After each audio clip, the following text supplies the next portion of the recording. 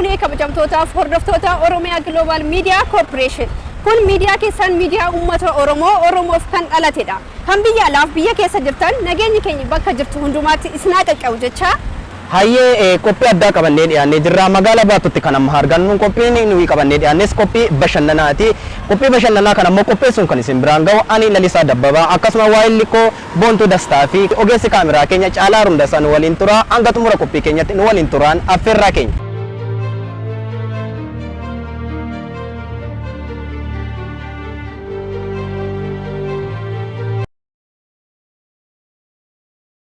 Araarsa Shittoo Godaanaa jedhama. Maqaan kiyya Dastaa Nagoo jedhama. Maqaan kiyya Kadir Tibbamoon jedhama. Maqaan kiyya Gammee Kabbadaa jedhama. Maqaan koo Biroo Boramaan jedhama. Gaafini isin gaafadha. Gaafi kana naaf deebiftu mammaaksa irraa kaana. Baaraaf malee bakka duwwaa jedha Oromoon naannoo kanaa gaafa mammaaku. Mee bakka duwwaa kanatti naaf guuta. Baaraaf malee bakka duwwaa jedha. Baaraaf malee bakka duwwaa jedha Oromoon naannoo kanaa yeroo mammaaku. Baaraaf malee na ilfaate xiqqoon wanti kan hin beeka tureeyyu xiqqoo raafadhe. Gaaffii ani isin gaafadhu waayyuu shanan eenyu faadha? Waayyuun shananii eenyu fa'a? Arroojeen jira waayyuu shanan keessa. Waayyuu shanan dhiyoon kanan dubbisee yoon ture hin digadhe. Arroojeen jira waayyuu shanan. Sirna cidhaa naannoo kanaa keessatti 8 buluu fi 4 buluun maali? Kaayyoon isaa oome. Sirna cidhaa keessatti 8 buluu jechuun intalli takka gaafa heerumtee yoo gurbaan sun intala sanirraa anjiraami akka aadaa kennaatti wanta irraa eegan tokko jira. Wanta dubartii sanirraa eegamu san yoo dubartii sanirraa argate 8 buluu maatii birra qabaa uffisuuf waa qabatee deema. 8 buluu akkas jedhama akka naannoo kennaatti. 4 buluun 4 buluu akkamati fuute moo fuun? fuudheera. Bultee taaree 8 buluu kanaaf 4 buluu kun akkami si mudatee wanti kun? 8 buluu deemeera. Bultee taa jechuun kanaaf wantoota achi keessatti ta'an nu kaas ture. 8 buluu yeroo deemnu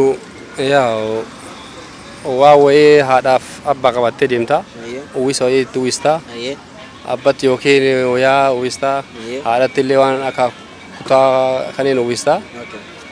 Bakka waan yeroo san ta'amirratti wanta guyyaa 8 ta'ame kun waan bareedaa ta'uu isaa dhateetiin gammachitti waan qabdu ibsitaa jechuudha gammachuudha. Gosa sibiila keessaa kan dargaggeessi qabatu maal jedhama? Gosa sibiilaa keessaa dargaggeessi yeroo adamoo yookaan handhoolaa kan qabatu eeboo. Maqaa kabajaa Asmaachii fi Agabaas hiikan isaanii maali? Asmaach jechuun akka hoogganaa waan tokkooti. Hoogganaa jechuun Asmaach jechuun akka maaragii loltootaati. Maqaa kabajaati akka waan tokko hoogganu. Hoogganaa waan tokko jechuudha.